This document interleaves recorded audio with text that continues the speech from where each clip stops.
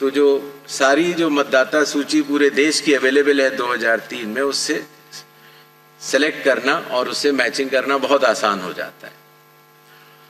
इसी तरीके से अगर आपका नाम नहीं है 2002, 3 या 4 की मतदाता सूची में, तो आप अपने फादर, मदर या जो भी उस श्रेणी के जो रिलेटिव्स हैं उनके डिटेल भर सकते हैं, तो उससे भी ये मैचिंग सरल हो जाती है। जो लिस्ट ऑफ इंडिकेटिव डॉक्यूमेंट्स हैं, जिन लोगों का 2002, 3 या 4 की मतदाता सूची से मिलान हो चुका है, उन्हें कोई भी डॉक्यूमेंट देने की आवश्यकता नहीं है। और जिन लोगों का मिलान नहीं हो पाया, वो संख्या काफी कम रह जाती है। सिर्फ उन्हीं लोगों को ये इंडिकेटिव डॉक्यूमेंट्स देने होंगे। जो बिहार में थे 11 वो, और आधार कार्ड, नागरिकता का प्रमाण चूंकि नहीं है, तो वो आइडेंटिटी पर्पस के लिए लोग दे सकते हैं। भारतीय नागरिकता कानून के अंतर्गत अगर आप 1 जुलाई 1987 से पहले भारत में अगर पैदा हुए हैं, तो आपको भारत का नागरिक माना जाता है। तो जो व्यक्ति 87 या उसके पहले का बॉर्न है, अगर उसमें 18 साल जोड़ देते हैं, तो सन आता है 2003, 4 या 5। इसीलिए जिन लोगों का नाम 2003, 2 या 4 की मतदाता सूची में है, उसकी प्रोबेटिव वैल्यू, उसकी एविडेंशियरी वैल्यू कि वो नागरिक है, उसकी कोई जांच करने की आवश्यकता नहीं होती। इसीलिए जो पिछला SIR हुआ था, वो वाली तारीखें ली जाती हैं। Wrongful inclusion of foreigners. कई बार अगर किसी व्यक्ति ने, जो कि हमारे देश का नागरिक नहीं है, और आने के बाद अगर उसने कुछ कागज बनवा लिए हैं, तो आपने नोटिस किया होगा जो हमारी प्रेजेंटेशन थी कि सबसे पहले इन्यूमरेशन फेज में हम ये मिलान करेंगे कि 2002, 3 या 4 में आप या आपके वरिष्ठ जो वंश के लोग थे वो कहाँ थे।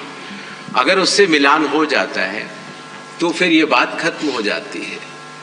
जो लोगों का मिलान नहीं होगा उनको नोटिस जारी होगा, और नोटिस जारी होने के बाद उन्हें वो कागज़ दिखाने होंगे, और उसके साथ साथ ये भी बतलाना होगा कि 2003 में वो कहाँ थे।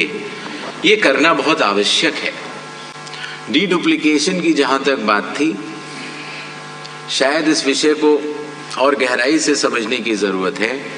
एक व्यक्ति का एक इन्यूमरेशन फॉर्म प्रिंट होता है, और वो व्यक्ति अगर उस इन्यूमरेशन फॉर्म पर दस्तखत करता है, उसको BLO वेरीफाई करता है, तो उसका नाम ड्राफ्ट लिस्ट में आ जाता है।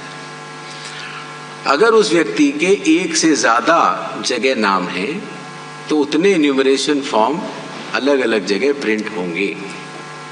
जितने भी नाम है सबके प्रिंट होंगे। तो जब तक वो व्यक्ति मानसिक तौर से कानूनी अपराध करने के लिए तैयार है, तभी 2 इन्यूमरेशन फॉर्म पर वो दस्तखत करेगा, अन्यथा एक पर ही करेगा।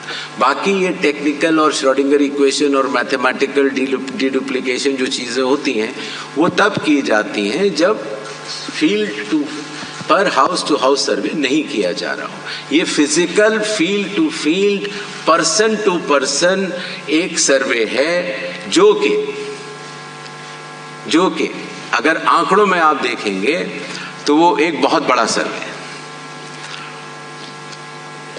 जहां तक ये 11 दस्तावेजों की बात, ये सारे 11 दस्तावेज सभी चीफ इलेक्टोरल ऑफिसर से डिस्कस करके ही बनाए गए हैं।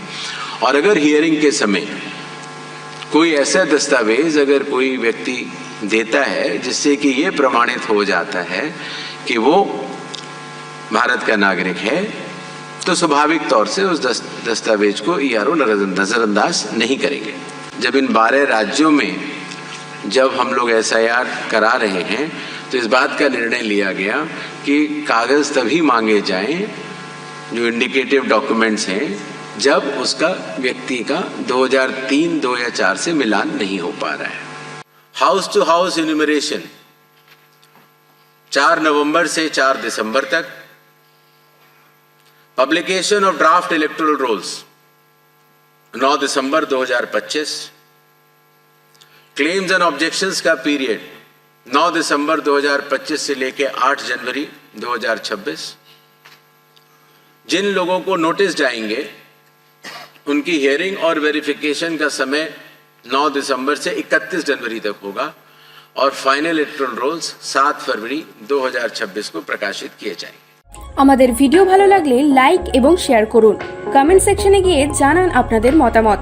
আরো ভিডিও পেতে আমাদের চ্যানেল সাবস্ক্রাইব করুন এবং প্রতি মুহূর্তে খবরের আপডেট পেতে প্রেস করুন বেল আইকন।